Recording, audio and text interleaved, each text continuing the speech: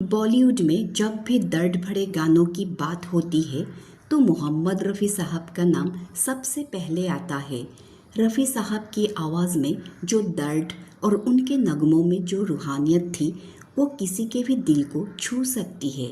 अपनी बहुमुखी प्रतिभा के कारण वे हर संगीतकार की पसंद है। कई बार ऐसा भी होता है जब संगीतकार के सामने कोई गाना आता है और उनके जहन में सिंगर का नाम आ जाता है कि उसे कौन बेहतर गा सकता है। फिर ये तय करना मुश्किल हो जाता है कि क्या कोई और आवाज़ इस गाने के साथ इंसाफ कर पाएगी भी या नहीं। ऐसा ही एक वक्त उस समय आ गया था जब एक गाने को रफ़ी साहब से गवाने को लेकर एक फिल्म के हीरो और म्यूज़िक डायरेक्टर के बीच खूब बहस हुई। आइए जानते हैं ये रोचक किस्सा आखिर क्या था। साल 1967 में राजा नवाथे लेकर आए थे फिल्म पत्थर के सनम। इसी फिल्म के टाइटल सॉन्ग को लेकर काफ़ी बहसबाजी हुई थी। इस फिल्म में मनोज कुमार, वाहिदा रहमान, मुमताज़, प्राण और महमूद ने मुख्य भूमिकाएं निभाई। फिल्म के गीतकार मजरूह सुल्तानपुरी थे, जबकि संगीत मशहूर संगीतकार जोड़ी लक्ष्मीकांत प्यारेलाल ने दिया था। जब ये फिल्म बन रही थी तो इस फिल्म के टाइटल सॉन्ग को लेकर संगीतकार लक्ष्मीकांत प्यारेलाल सिंगर की तलाश कर रहे थे। मजरूह सुल्तानपुरी साहब का लिखा पत्थर के सनम तुझे हमने मोहब्बत का खुदा जाना, ये गाना इतना इमोशनल था कि इसके लिए दर्द भरी आवाज़ की ज़रूरत थी।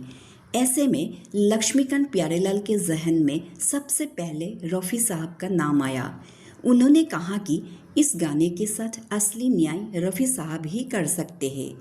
ऐसे में उन्होंने प्रोड्यूसर ए नादिवाद वाले से कहा कि रफ़ी साहब से ये गाना करवाना चाहिए। लेकिन फिल्म के हीरो मनोज कुमार चाहते थे कि यह गीत मुकेश जी गाए।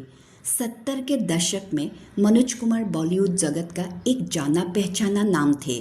मनोज कुमार को 1967 तक स्टार का दर्जा मिल चुका था। पत्थर के सनम फिल्म से पहले आई फिल्मों में मनोज कुमार के अधिकांश हिट गानों को मुकेश ने आवाज़ दी थी। ऐसे में मनोज कुमार चाहते थे कि फिल्म का टाइटल सॉन्ग मुकेश गाएंगे, रफ़ी साहब नहीं। उनका कहना था कि ये गाना मुकेश गा सकेंगे क्योंकि उनके ऊपर मुकेश की आवाज़ जंचती है और उनके अधिकतर गाने उन्होंने ही गाए हैं। दूसरी तरफ गाने की पिच के हिसाब से लक्ष्मीकांत प्यारेलाल का मानना था कि इस गाने को रफ़ी साहब से बेहतर कोई और नहीं गा सकेगा। संगीतकार जोड़ी ने मनोज कुमार को समझाया कि गाने की पिच के अनुरूप सिर्फ मोहम्मद रफ़ी साहब ही न्याय कर सकते हैं। लेकिन मनोज कुमार मानने को तैयार नहीं थे और उनका कहना था कि उन पर सिर्फ मुकेश की ही आवाज़ जंचती है। दोनों ही पक्ष अपनी अपनी बात पर अड़े थे।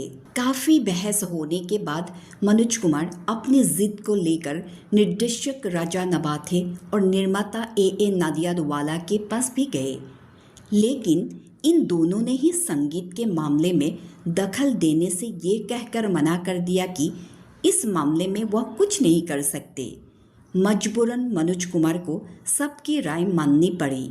आखिरकार मनोज कुमार ने हार मान ली और मोहम्मद रफ़ी को अपनी आवाज़ देने के लिए स्वीकार कर लिया और ये गाना मोहम्मद रफ़ी की आवाज़ में रिकॉर्ड किया गया। इस गाने के रिलीज़ होते ही तहलका मच गया और फिल्म हिट हो गई। यह गाना इतना लोकप्रिय हुआ कि हर कोई गा रहा था या गुनगुना रहा था क्योंकि यह दर्शकों के साथ गूंज रहा था। तब खुद मनोज कुमार भी मान गए कि यह गाना रफ़ी साहब के अलावा और कोई नहीं गा सकता था।